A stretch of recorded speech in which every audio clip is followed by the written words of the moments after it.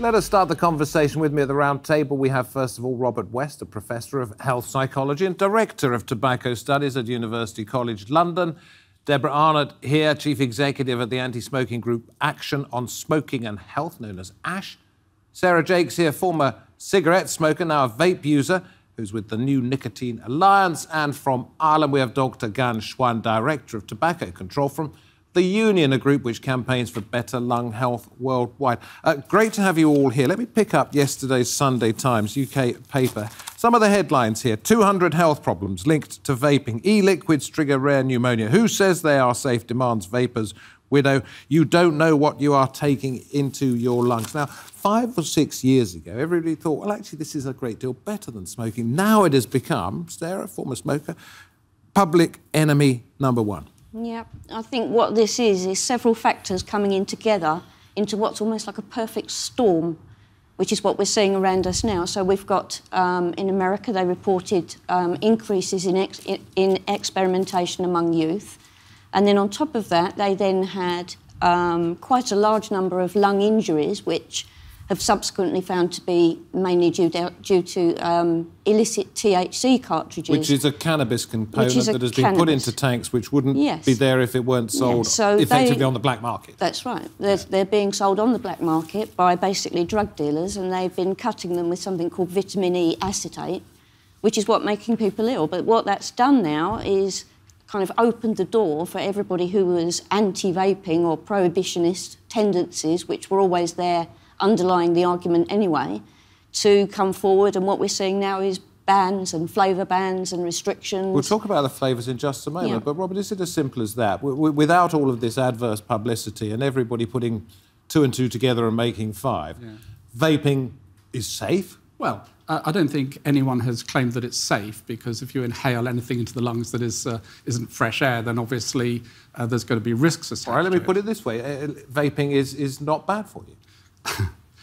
I think the best way of putting it is that whatever harms there might be from vaping, excuse me, e-cigarettes, regulated products in the European Union, then it's going to be nothing like as harmful as smoking. And I think though even the people who are really, really pro-vaping would say, look, it's not about people who have never smoked suddenly taking up vaping as a sort of recreational practice, but rather smokers who are doing something that's incredibly dangerous, switching to something that's a lot less dangerous. And that remains true even now with all these stories. OK, so first of all, I said it's perfectly all right. Then I said it's not dangerous. Now you say it's a better alternative. What proof is there that it is better than smoking for you? So the Could it be just as bad? Well, no.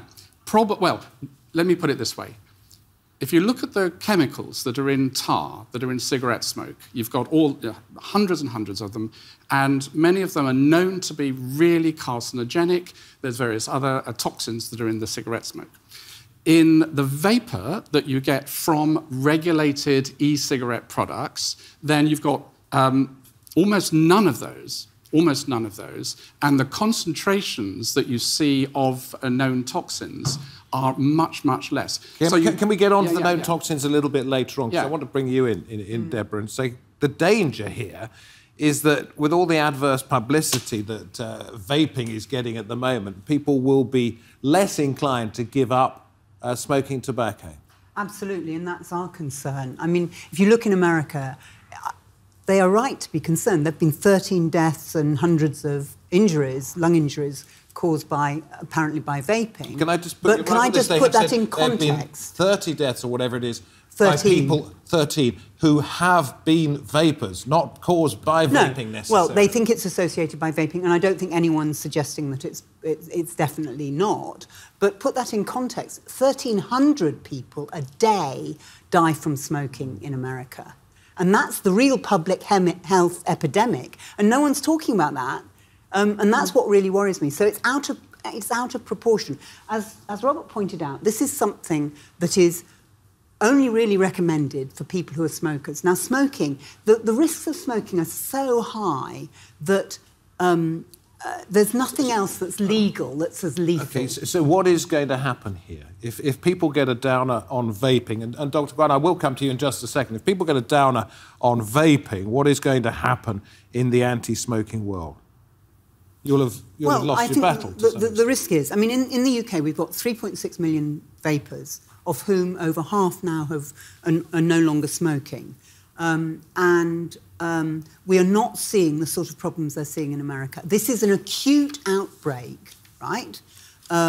It's not due to chronic vaping over many, many years. It's something due to some substance in a limited number of products. We saw the same thing with olive oil in Spain, something like, 20 or 30 years ago. Do you remember? Yes. Yeah. No one said, don't eat olive oil. We recognised that it was an acute outbreak due to contaminants in a limited number of olive oils. Yeah. You see, Dr. Gann, one of the things, I know you fight for better practices regarding health and lung disease, but you're also rather critical of vaping, and you want tougher regulations in China in particular, but you want to come down hard on it and make sure that it's safe. The danger here is not that we would then eliminate the dangerous byproducts or the illicit products that have got into it, which would be a good thing, but that you then put people off giving up smoking tobacco.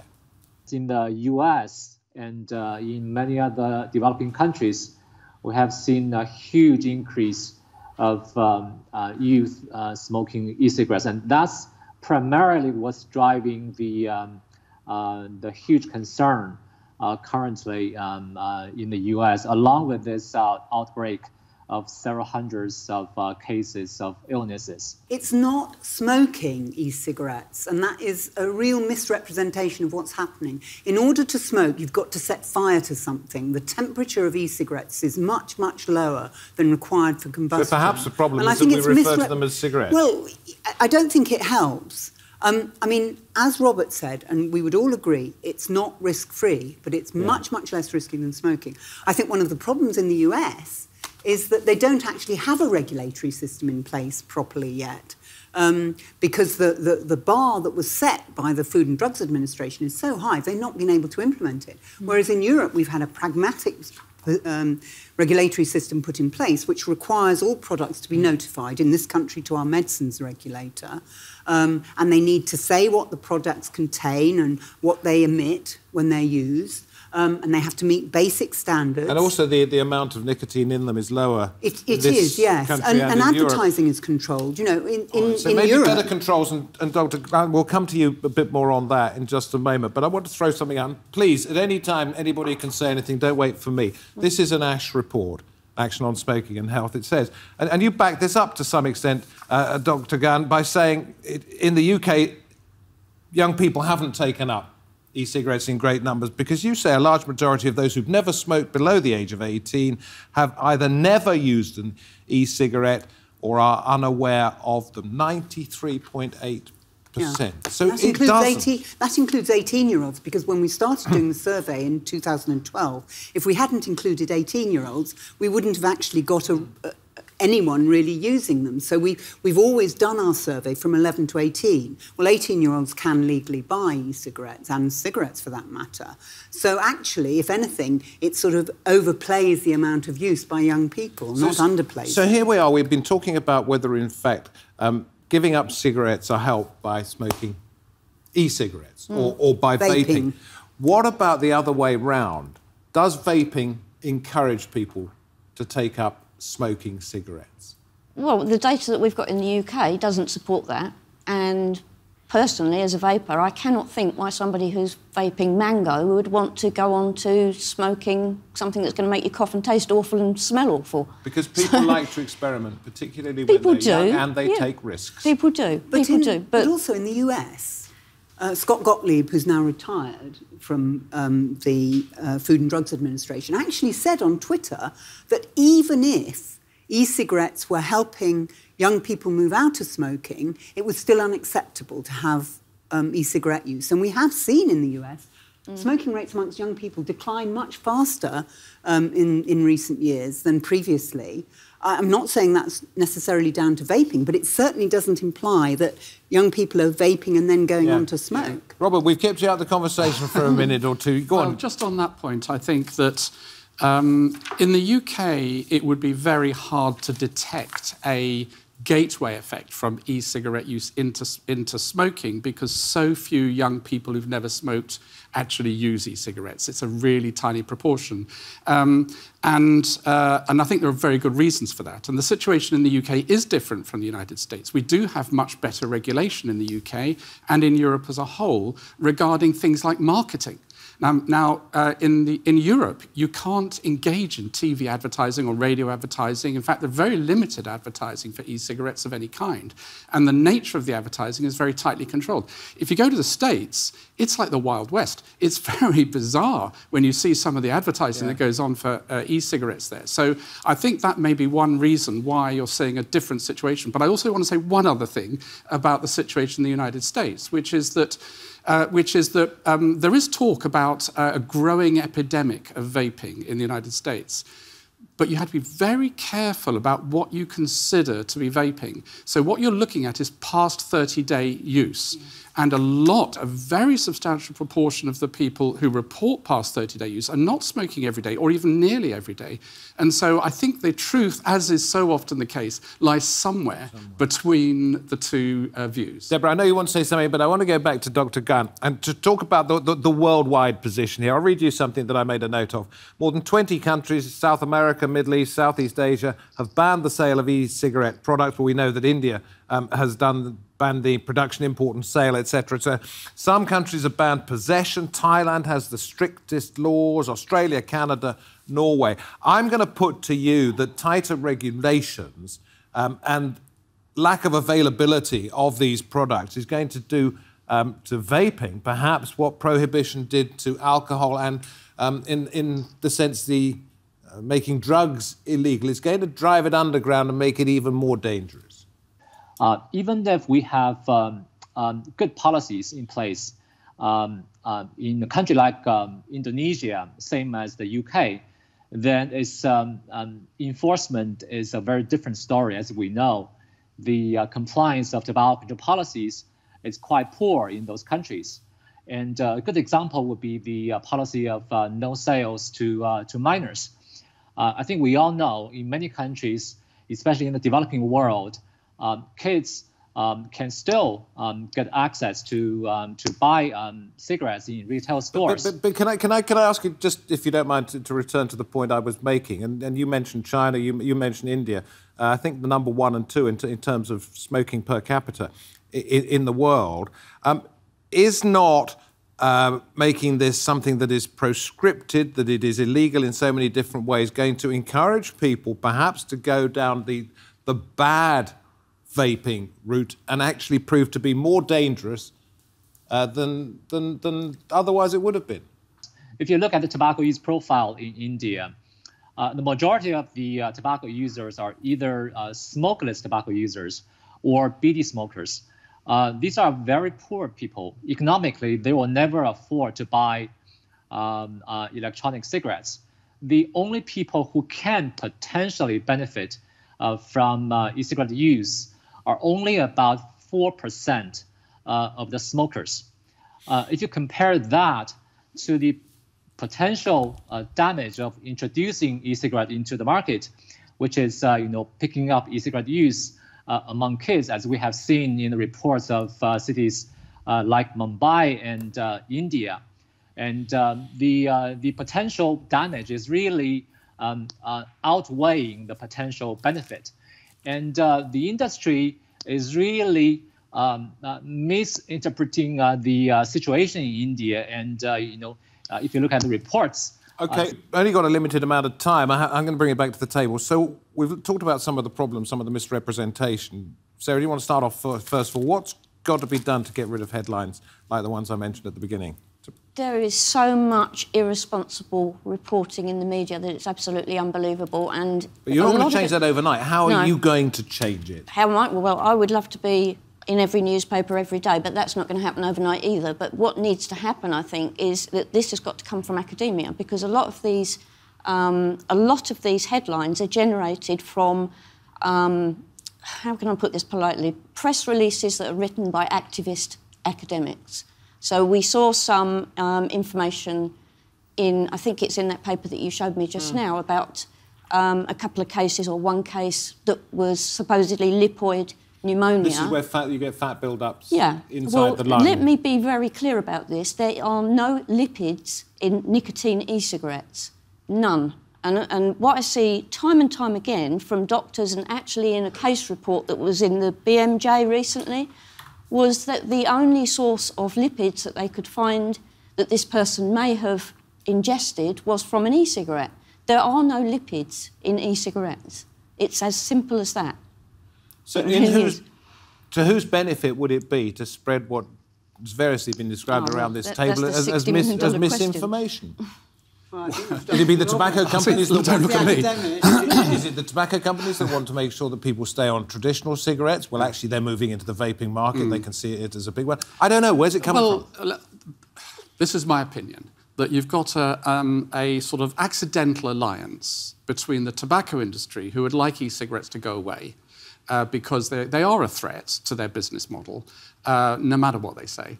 And unfortunately, some of my public health colleagues who, with the best will in the world, and they feel passionately, and I completely understand that because I do as well, feel passionately about smoking, and they see what happened with the low tar fiasco, where the tobacco industry pulled a fast one on us, and they think, well, we're not falling for that one again.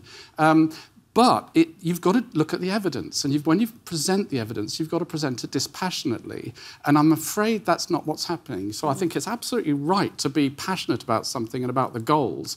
But when it comes to analysing the evidence, you've got to really try it. You've got to be reflective and say, well, look, could I be wrong here? Is that, what is the evidence actually saying? And I'm afraid academics are just people like anyone else, and we tend to go with our sort of prior beliefs. So do we need more investigations into this so that it can be declared by Public Health England, or whatever it happens to be called next month, and other health authorities, bodies around the world, that it can be declared to be relatively? Well, it is relatively, and it's never going to be absolutely safe. I mean, what I would say is that I do think journalists have a responsibility, because they want negative stories. I mean, we published our new youth data showing there wasn't a significant increase in use by young people of e-cigarettes. And that actually in this country, they don't think they're cool, and the main reason they use them is just to give it a try. Got no coverage in the media because it wasn't a negative story. I think actually the regulator has a responsibility. The regulator being who in this case? The regulator being the MHRA, our medicines regulator, which that story in... show me the headline again. Watchdog dossier reveals 200 health problems linked to vaping. Yeah, in other words, somebody said... No, basically, that's linked to is their yellow card system, where people report adverse effects. So there were 74 cases, 200 different sort of responses from 74 individual people. As you say, there's no proof that it was caused by vaping, just that people had concerns. Now, the medicines regulator should have published that as a transparent public document and put it in context. Instead, they just allowed it to be misrepresented by the Sunday Times, and I think that's really unfortunate. Dr. Ganni, you're one of these people in academia, in public life, accused of scaremongering, of making people frightened of e-cigarettes, of vaping, when in fact they need not be. We are very much in the position of any policy, be it e-cigarette policy or tobacco control policy, should very much be evidence-based. And that's why we are seeing not enough evidence to support the e-cigarette policy in many countries. And that's where I think the precautionary approach in public policy making should really come in.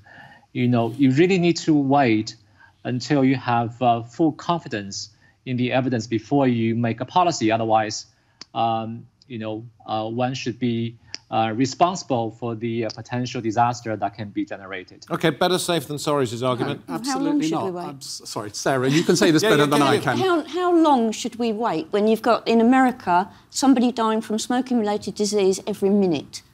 What are we going to do? Wait for like 20, 30 years and let all those people die without trying, or without encouraging people to use something which looks as if it will be a minimum of 95% safer? what do we say to those people that we let die in the meantime? And I think the other thing is that I'll come back to you, Dr. Gannon, the precautionary principle works in both directions. You need to look at the unintended consequences of allowing e-cigarette use, but also the unintended consequences of preventing e-cigarette use and driving people back to smoking. Now, in the UK, Robert's surveys show that e-cigarettes are associated with significant numbers of people quitting in the population, and a clinical trial has showed that in a stop smoking service environment, they're nearly twice as effective as traditional nicotine gums and patches. What more evidence do you need that it's actually helping people quit? Robert, I'll come back to you in just a moment, but let's give Dr. Gann not the right of reply on that one, because you're not necessarily the person that this is aimed at, but the question was raised, how many people have to die before you say, let's use this as some kind of safe alternative? I was actually not trying to comment on the UK policy. As I can understand, there's enough expertise in the room. I was more talking about the policies in the developing world. There are many countries we work in where the tobacco policies are far from being perfect. For instance, cigarettes are still very cheap, tax is very low, and advertising is still allowed. Smoking ban in restaurants are not being enforced. So there's so much that can be done. I think I totally understand why a developing country is not prioritizing e-cigarette policies. Because I think that's a really important point that he's made. Absolutely right. We need to be focusing our attention on increasing the regulation of tobacco, which we've done in the UK, rather than putting our attention on banning e-cigarettes, which are not making a significant difference. You still call them e-cigarettes? Well, that's what everyone calls them. You say that's but that's what I say, but I don't say that you smoke them. That's the important thing. What I'm suggesting, as we wrap this conversation up, is that vaping needs a great PR campaign if it's to take off. It needs to make sure that people never refer to them again as e-cigarettes. And is that going to happen, do you think, Robert? I'm not sure I would agree with you that it needs a great PR campaign. What we all need, and I completely agree that in every context, commercial and political and cultural context is different. And so to generalise from the UK situation or the US situation to another country, I completely agree. We have to be really, really careful. But what's really needed is for those of us who think we're collecting evidence and research to present that research as accurately and precisely as possible. So when we talk about, when there's a death from a vaping incident, not to talk about it as though it's all vaping, but to recognise what discriminations We're in the early days, though, aren't we? Well, it's still quite early days. I mean, vaping's been around for a few years yet, and we do have quite a lot of experience. So those of us who collect data and try to disseminate it need to do that, and then the public health officials need to look at the evidence in the round and develop their policies on the basis of that. And I think, most people are trying to do a good job, but it really doesn't help when some of my colleagues, it is a minority, I think. Some of my colleagues don't necessarily present the evidence in a way that's as nuanced and balanced as it should. It goes very quickly. Thank you very much indeed. Dr. Gowan, appreciate it. Sarah, Robert, Deborah, thank you very much indeed. So something to think about the next time you happen to be walking down the street and you're met by a cloud as big as the Flying Scotsman coming out of a tunnel belching steam everywhere. A lot more research still needs to be done, but perhaps whatever anybody's saying at the moment, it is still far safer and far better than smoking tobacco. You've been listening to Roundtable talking about vaping.